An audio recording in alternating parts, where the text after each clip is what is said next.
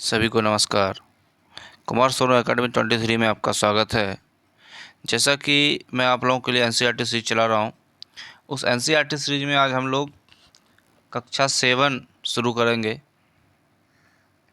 कक्षा 6 के सारे जो हिस्ट्री के सारे अध्याय जो थे समाप्त हो गया।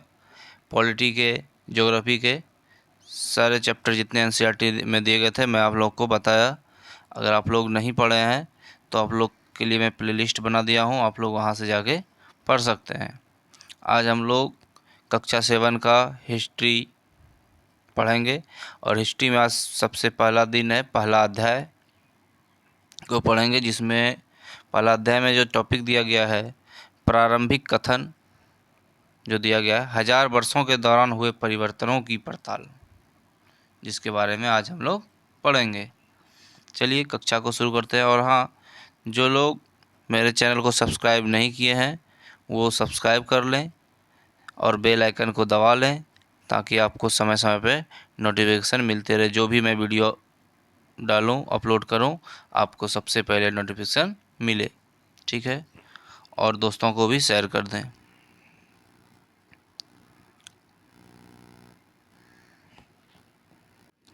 देखिए यहाँ पे जो एक मानचित्र दिखाया गया है, इसमें जो है 12वीं सदी का मानचित्र है। ये जो मानचित्र को देख रहे हैं ये 12वीं सदी का मानचित्र है, जिसे भूगोलवेत्ता अल इद्रिसी का बनाया हुआ दुनिया के नक्शे का एक हिस्सा है।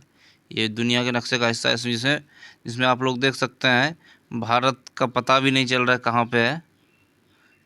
इस मानचित्र में कुछ क्लियर नहीं दिख रहा है, आप लोग देख सकते हैं, जिसमें भारतीय उपमहाद्वीप को भूमि से समुद्र तक दिखाया गया है। भारतीय उपमहाद्वीप को दिखाया गया है इसमें, जो कि पता नहीं चल पा रहा। आप लोग देख सकते हैं चित्र को। इस चित्र में भारतीय उपमहाद्वीप को दिखाया गया, लेकिन ये मानचित्र समझ में नहीं आ रहा है। ये 12वीं सदी का मानचित्र है। अच्छा, अगर यहाँ से पूछ लिया जाता है कि 12वीं सदी में जो मानचित्र बनाया गया था किसके द्वारा, तो आप लोग जवाब में देंगे भूगोलवेत्ता अल इद्रिसी, अल इद्रिसी के द्वारा बनाया गया था। इस सब आप लोग नोट करते जाएं। एनसीईआरटी में जो प्रश्न, ये सब हर एक जगह नहीं मिलेगा आपको। एनसीईआरटी में बहुत ही अच्छा प्रश्न रहता है जो कि सीटेट में पूछा जाता है। सीटेट, अच्छा अब यहाँ देखेंगे। चलिए, मानचित्र एक अरब भूगोलवेत्ता अल इद्रिसी ने 1154 में बनाया था, जिनके बारे में बताया। वो कब बनाया गया था? तो 1154 में बनाया गया था। यहाँ जो नक्शे दिया गया है वह उसके द्वारा बनाए गए दुनिया के बड़े मानचित्र का एक हिस्सा है। दुनिया का जो बड़ा मानचित्र है उसका एक हिस्सा यहाँ पे दिखाया गया है, और भारतीय उपमहाद्वीप को दर्शाता है। इस मानचित्र में जो भारतीय उपमहाद्वीप को भी दर्शाता है। मानचित्र 2 जो कि आगे दिया गया है, एक मिनट, हाँ दिया गया, आगे देखेंगे हम लोग। एक फ्रांसीसी मानचित्रकार ने 1720 में बनाया था। 1720 में जो मानचित्र बना उसमें भारत को जो दिखाया गया, एक आगे देखेंगे हम लोग। दोनों नक्शे एक ही इलाके के हैं, मगर उनमें काफ़ी अंतर है। अल इद्रिसी के नक्शे में दक्षिण भारत उस जगह है जहां हम आज उत्तर भारत ढूंढेंगे, और श्रीलंका का द्वीप ऊपर की तरफ है। जगहों के नाम अरबी में दिए गए हैं और उनमें कुछ जाने पहचाने नाम भी हैं, जैसे कि उत्तर प्रदेश, एक मिनट, का कन्नौज। अच्छा, पहले मानचित्र को देख लीजिए आप लोग। यहाँ पे मानचित्र को दिखाया गया है, ये 1720 का मानचित्र है। देखिए, फ्रांसीसी, ये जो मानचित्रकार थे ये कौन थे? फ्रांसीसी थे। 1720 में जो बनाया है, इसमें देखिए आप लोग अभी का जो मानचित्र है उससे मिलता जुलता है। इसमें भी बहुत सारे बदलाव हुए हैं, आप लोग देख सकते हैं। मैं इसका पीडीएफ भी डाल देता हूँ। आप लोग जो है टेलीग्राम में मैं इसका हर एक वीडियो का मैं पीडीएफ डाल देता हूँ। आप लोग जो है वहाँ से जाके पीडीएफ डाउनलोड कर सकते हैं। टेलीग्राम का लिंक डिस्क्रिप्शन बॉक्स में दे दूँगा, आप लोग वहाँ से जाके ज्वाइन कर लीजिएगा चैनल को। अच्छा, एक मिनट देखिए यहाँ पे। अच्छा, 18वीं सदी के आरंभ में गुइलाम गुलाम द लिस्ले के एटलस नुमो के अनुसार उपमहाद्वीप। ये मानचित्र जो बनाया गया किसके द्वारा बनाया गया, वो इनका नाम दिया गया है, आप लोग इसे देख लेंगे। गुलाम द लिस्ले के एटलस नुमो के अनुसार बनाया गया है। अच्छा, अब देखेंगे आगे क्या दिया गया है। मानचित्र 2 पहले मानचित्र 1 के बनने के लगभग 600 वर्ष बाद बनाया गया है, जिसको हम लोग देखे अभी पिछले पेज में मानचित्र 1 को, उसके बनने के 600 वर्ष बाद इस मानचित्र को बनाया गया है। इस कालावधि में उपमहाद्वीप के बारे में सूचनाएं काफ़ी बदल गई थी। यह नक्शा हमें ज़्यादा परिचित लगेगा, उसमें विशेषकर तटीय इलाकों के बारीक ब्यौरे देखकर आश्चर्य होता है। यूरोप के नाविक तथा व्यापारी अपनी समुद्र यात्रा के लिए नक्शे का इस्तेमाल किया करते थे। जो भी व्यापारी लोग आते थे तो वो लोग भी नक्शे का इस्तेमाल किया करते थे। लेकिन अब भीतरी इलाकों पर नज़र डालें, इसमें क्या है, उनमें ब्यौरे उतने ही ब्यौरे हैं जितने समुद्र तट वाले हिस्से में है। गंगा के मार्ग को देखें, इसे किस तरह से दर्शाया गया है। इस मानचित्र में तटीय और भीतरी इलाकों के बीच ब्यौरों और बारीकियों का जो अंतर है, आपके ख्याल में उसका कारण क्या है। यहाँ से ये आप लोग के लिए नहीं है, सीटेड यहाँ से प्रश्न इसमें नहीं बनेगा कुछ, ये बच्चों के लिए है। इतने ही महत्वपूर्ण एक और बात यह है कि दूसरे युग तक मानचित्र अंकन का विज्ञान भी बहुत बदल गया था। इसका इतिहासकार जब बीते युगों के दस्तावेजों, नक्शों और लेखों का अध्ययन करते हैं तो उनके लिए जो है उन सूचनाओं के संदर्भों का उनकी भिन्न भिन्न ऐतिहासिक पृष्ठभूमियों का ध्यान रखना जरूरी होता है। देखिए आगे नेक्स्ट क्या दिया गया है इसमें। नई और पुरानी शब्दावली। अगर समय के साथ साथ सूचनाओं के संदर्भ बदलते हैं तो भाषा और अर्थों के साथ क्या होता है, ऐतिहासिक अभिलेख कई तरह के भाषाओं से मिलते हैं और भाषाएं भी समय के साथ बहुत बदलती है। भाषा भी जो है समय के साथ बहुत बदलती है। उदाहरण के लिए मध्य युग की फारसी आधुनिक फारसी भाषा से भिन्न है। उदाहरण के लिए दिया गया है मध्य युग का जो फारसी था और आधुनिक युग का जो फारसी है, दोनों में भिन्न है। समय के साथ साथ भाषा भी बदलते हैं। यह भिन्नता सिर्फ व्याकरण और शब्द भंडार में ही नहीं आई है, समय के साथ शब्दों के अर्थ भी बदल जाते हैं। भाषा में जो है शब्दों के अर्थ भी बदल जाते हैं। उदाहरण के लिए हिंदुस्तान शब्द ही लीजिए, उदाहरण दिया गया है हिंदुस्तान शब्द ही लीजिए। आज हम इसे आधुनिक राज्य भारत के अर्थ में लेते हैं। 13वीं सदी में जब फारसी के इतिहासकार मिनहाज ए सिराज, देखिए यहाँ से प्रश्न बनता है मिनहाज ए सिराज से, जिसके बारे में देखेंगे, ने हिंदुस्तान शब्द का प्रयोग किया था। यानी अगर आपसे पूछ लिया जाए 13वीं सदी में सबसे पहले जो ये 13वीं सदी में हिंदुस्तान शब्द का प्रयोग किसने किया था, तो आप लोग जवाब देंगे मिनहाज ए सिराज। ध्यान में रखेंगे इसे आप, किया था। तो इसका आशय किससे था, पंजाब, हरियाणा और गंगा यमुना के बीच में स्थित इलाकों में था। यानी उस समय जो हिंदुस्तान शब्द का प्रयोग किया था, पूरे हिंदुस्तान के बारे में नहीं तर्ज किया था। उन लोगों वो जो इतिहासकार जो शब्द का प्रयोग किया था हिंदुस्तान शब्द का, हिंदुस्तान के कुछ ही इलाकों का, जहाँ पे कि पंजाब हरियाणा वाला क्षेत्र है और गंगा यमुना यानी दिल्ली के आसपास जो क्षेत्र है, उन्हीं इलाकों के लिए ये हिंदुस्तान शब्द का प्रयोग किया था। उसने उस शब्द का राजनीतिक अर्थ में उन इलाकों के लिए इस्तेमाल किया जो दिल्ली सुल्तान के अधिकार क्षेत्र में आते थे। जैसा कि मैं आप लोग को बताया, जो भी दिल्ली सुल्तान के अधिकार क्षेत्र में आते थे उन्हीं के लिए वो हिंदुस्तान शब्द का यूज किया था। सल्तनत के प्रसार के साथ साथ इस शब्द के अंतर्गत आने वाले क्षेत्र भी बढ़ते गए। सल्तनत के प्रसार के साथ साथ जो है इसका क्षेत्र और इस शब्द के अंतर्गत आने वाले क्षेत्र जितने, यानी हिंदुस्तान के अंतर्गत जो क्षेत्र क्या हो गए, बढ़ते चले गए। उसके बाद लेकिन हिंदुस्तान शब्द में दक्षिण भारत का समावेश कभी नहीं हुआ। हिंदुस्तान शब्द में दक्षिण भारत का समावेश कभी नहीं हुआ। अब देखिए नेक्स्ट क्या दिया गया यहाँ पे। इस उपमहाद्वीप में जो है भूगोल, पशु पक्षी और यहाँ के निवासियों की संस्कृति का वर्णन करने के लिए किया गया था। हिंदुस्तान शब्द का जो प्रयोग किया गया था किसके लिए किया गया था, तो यहाँ के जो निवासी की संस्कृति का वर्णन करने के लिए, उपमहाद्वीप के भूगोल, पशु पक्षियों, इन सभी का वर्णन करने के लिए किया गया था। यह प्रयोग जो है कब किया गया था, तो 14वीं सदी में किया गया था। 13वीं सदी में जो, एक मिनट देखिए यहाँ पे, मिन्हाज सिराज ने जब जो प्रयोग किया था वो क्या, किसके लिए क्या था, कुछ इलाके दिल्ली के आसपास के इलाके जो थे, हरियाणा, चंडीगढ़, गंगा यमुना नदियों के बीच के इलाके जो भी थे उनके लिए यूज किया था।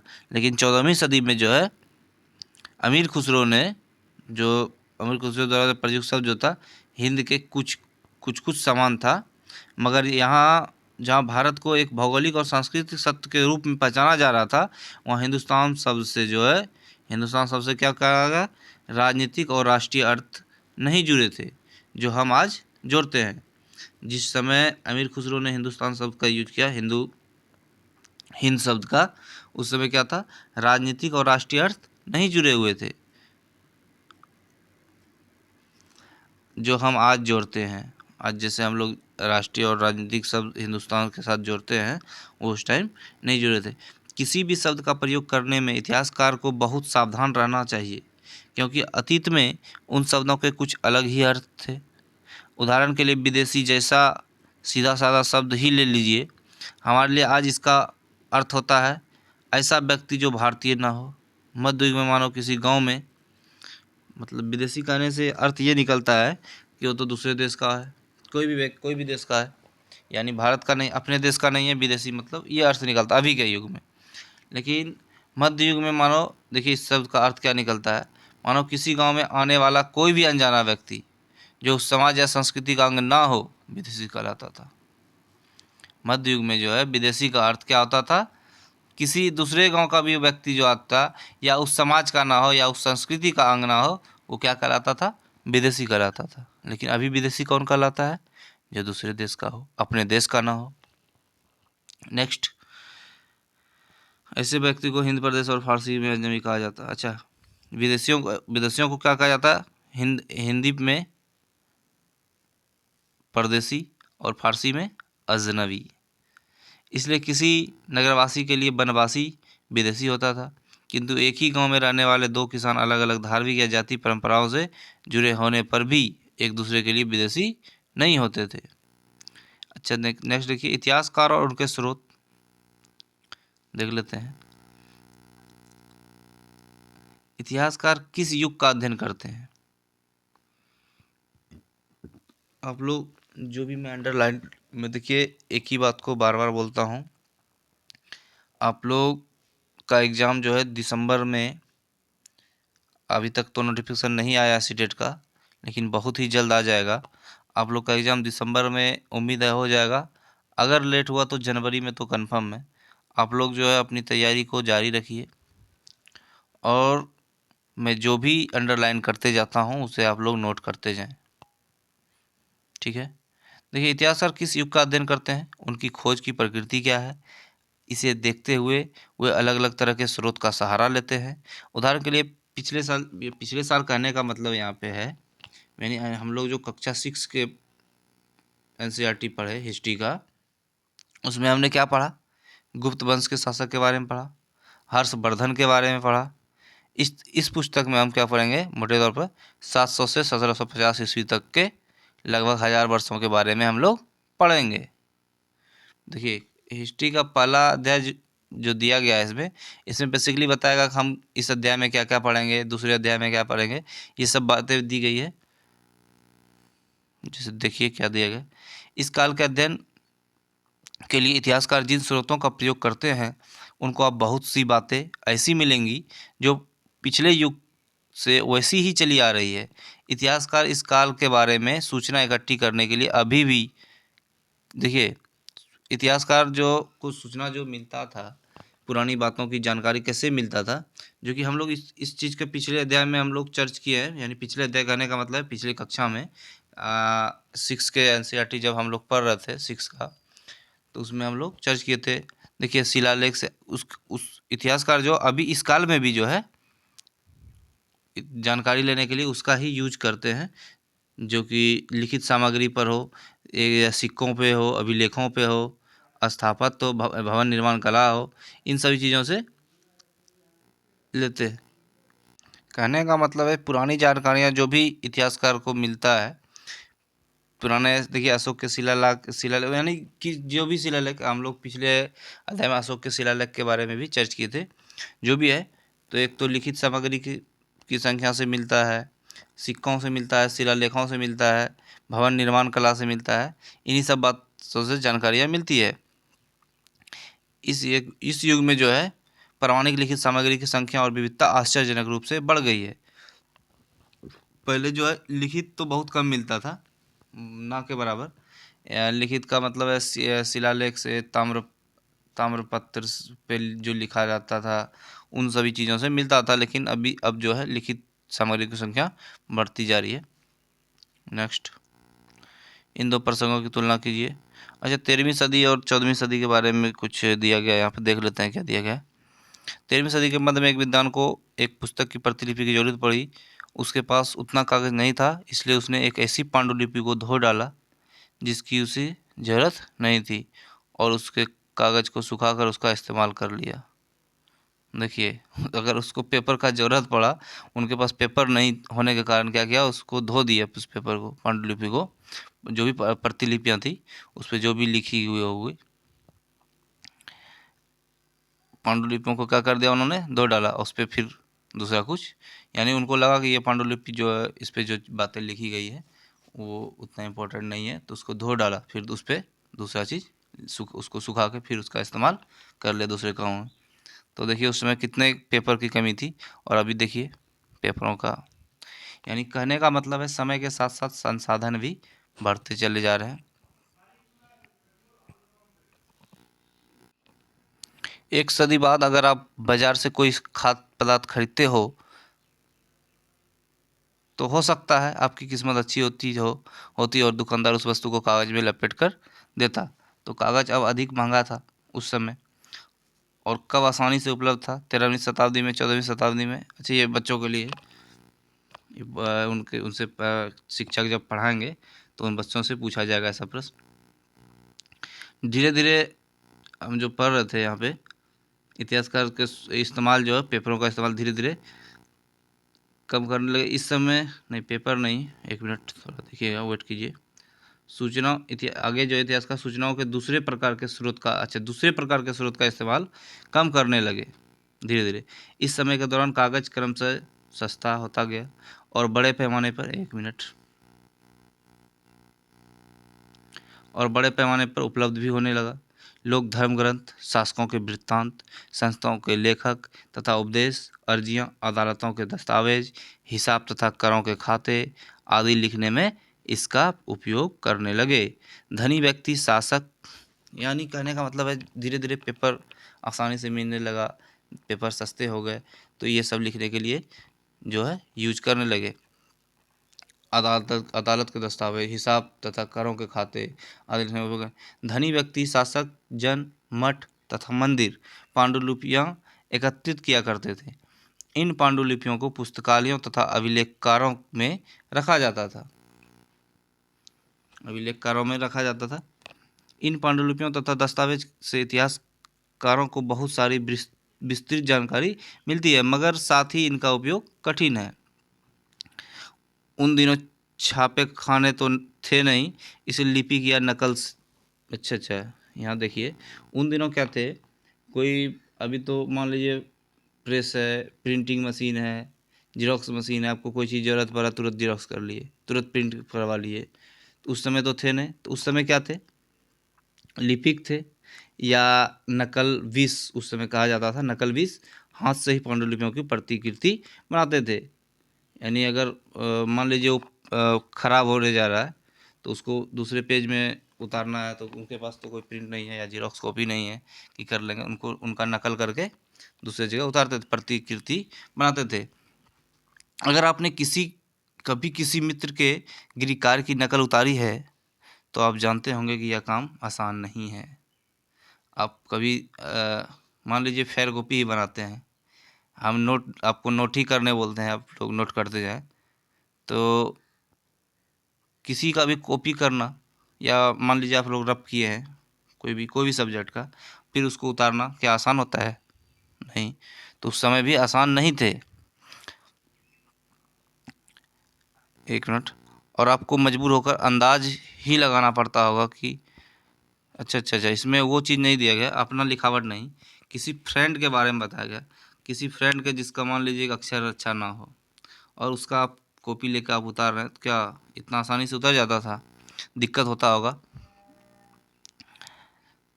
वही चीज़ जो है एक यहाँ पे चित्र में दिखाया गया कि ये जो है प्रतिलिपियों का जो है प्रतिलिपियां कर रहे हैं, दूसरे पेज पे लिख रहे हैं, जिस मानचित्र में जो दिखाया गया है आप लोग देख सकते हैं। यह एक लघु चित्र है, प्रतिकृति लघु चित्र की जो है प्रतिकृति है, जिसमें एक लिपिक किसी पांडुलिपि की नकल कर रहा है। कोई भी पांडुलिपि जो लिखा गया है दूसरे के द्वारा, तो इतना आसान नहीं होता दूसरे का लिखा हुआ लिखने में, उनका लिखावट का क्या है अंतर हो जाता है। तो वही चीज़ दिया गया है इसमें, इसके कारण लघु चित्र मीन चेयर का। अच्छा, ये आप लोग जो ये जो घर बना के दिया रहता है, इसे आप लोग ज़रूर पढ़ें। जो भी मैं पीडीएफ देता हूँ आप लोग को, उसे आप लोग ज़रूर ध्यान से पढ़ें। उसमें ज़रूर ना कुछ इम्पोर्टेंट ही बिंदु लिखा हुआ होता है, बहुत महत्वपूर्ण पॉइंट लिखा हुआ था। देखिए यहाँ पे क्या लिखा है, यह एक लघु चित्र की प्रतिकृति है जो दिखा रहा है यहाँ पे, आप लोग देख पा रहे हैं। एक मिनट थोड़ा वेट कीजिएगा।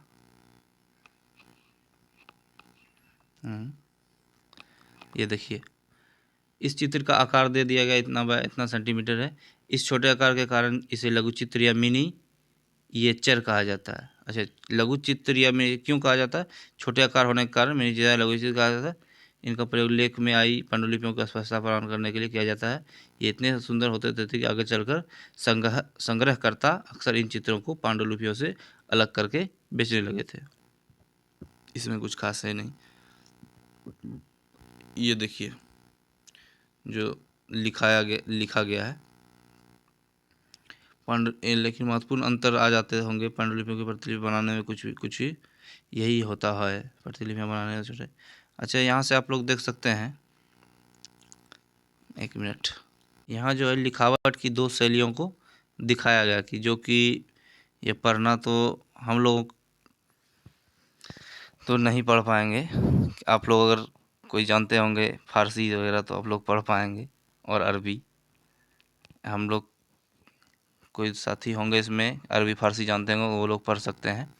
तो अरबी और फारसी को जो दिया गया है इसमें देखिए क्या है, कौन सा लिपि है वो बताया जा रहा है।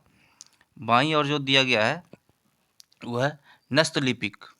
यहाँ पे आप लोग देख सकते हैं ये क्या है, नस्तलिपिक है। अच्छा, प्रश्न ऐसे बना लिया जाएगा, नस्तलिपिक का संबंध किससे है?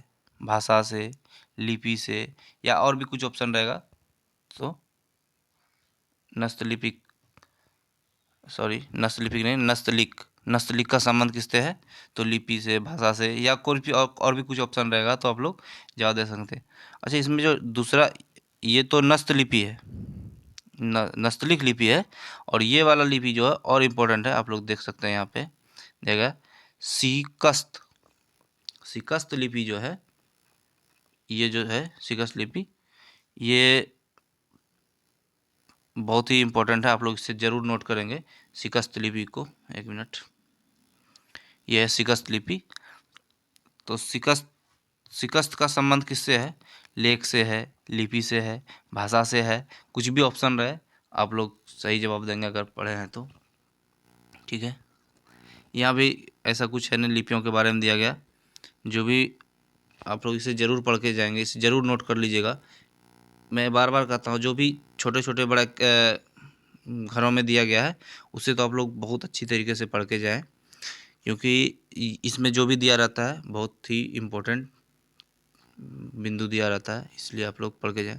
चलिए अब नेक्स्ट देखते हैं यहाँ क्या है। कई बार लेखक स्वयं स्वयं भी समय समय पर अपने मूल वृत्तांत में संशोधन करते रहते हैं। 14वीं शताब्दी में इतिहासकार जियाउद्दीन बरसी ने अपना वृत्तांत पहली बार 1356 में और दूसरी बार इसके 2 वर्ष बाद लिखा था। दोनों में अंतर था, लेकिन 1971 तक इतिहासकारों को पहली बार वाले वृत्तांत की जानकारी ही नहीं थी। यह पुस्तकालयों के विशाल संग्रहों में कहीं दबा पड़ा था। ये सब ऐसा कुछ है नहीं जो कि आपको बताने लायक है।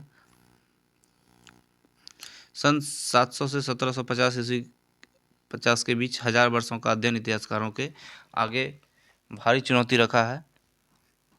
एक मिनट देखेंगे आप लोग यहाँ से, इतिहासकारों 700 से 1750 के बीच के 1000 वर्षों का अध्ययन के बारे में आप लोग थोड़ा देख लीजिए। यहाँ से नए सामाजिक और राजनीतिक समूह के बारे में क्या दिया गया एनसीईआरटी में।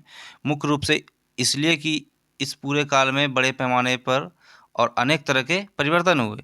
इस काल में अलग अलग समय पर नई प्रौद्योगिकी के दर्शन होते हैं, जैसे सिंचाई के रहट, जिसका पिक्चर दिया गया है। ये एक सिंचाई का प्रक्रिया तरीका है। एक मिनट। सिंचाई का रहट जो कि कुआं में जो है एक गोल जैसा रहता है, घूमते जाएगा, एक पाइप लगा हुआ है, पटवन के तरीका है, घूमेगा वो तो पानी पाइप के द्वारा निकलता था। कटाई कताई में चरखे, देखिए यहाँ चरखे का भी दिया गया है। एक मिनट, थोड़ा पेंसिल, एक मिनट, हाँ। और युद्ध में आग्नेयास्त्र, ये जो दिखाया गया है, चित्र आगे दिखाएगा, हम दिखाएंगे आप लोग को। आग्नेयास्त्र बारूद के गोले का इस्तेमाल उस उपमहाद्वीप में नई तरह का खान पान भी आया, जैसे आलू, मक्का, मिर्च, चाय और कॉफ़ी। ये सब जो है खाने के भी सामान जो है आए। कॉफ़ी भी थे, मक्का थे, आलू था, कॉफ़ी, मक्का, आलू, मिर्च, चाय और ईडीसी जो भी होगा। इसमें एनसीईआरटी में इतनी चीज़ें ही दी गई। ध्यान रहे कि ये तमाम परिवर्तन नई प्रौद्योगिकी के और फसलें उन लोगों के साथ आए जो नए विचार भी लेकर आए थे। जो अब अपने देश में आए होंगे व्यापारी लोग, वो लोग ये नए विचार, खाने पीने की चीज़ों या नए प्रौद्योगिकी के दर्शन भी हुए थे उस समय। सिंचाई में का तरीका जो बताया, और चरखे, कताई में चरखे का। अच्छा, इसके बाद परिणाम स्वरूप यह काल जो है आर्थिक, राजनीतिक, सामाजिक और संस्कृति परिवर्तनों का भी काल रहा। ये 700 से 1750 का बीच जो काल रहा, ये आर्थिक, राजनीतिक, सामाजिक और सांस्कृतिक परिवर्तनों का भी काल रहा। इस युग में लोगों की गतिशीलता, एक स्थान से दूसरे स्थान पर आना जाना भी बहुत बढ़ गया था। अवसर की तलाश में लोगों के झुंड दूर दूर कर यात्राएं करने लगे थे। इस उपमहाद्वीप में अपार संपदा और अपना भाग गढ़ने के लिए अपार संभावनाएं मौजूद थी।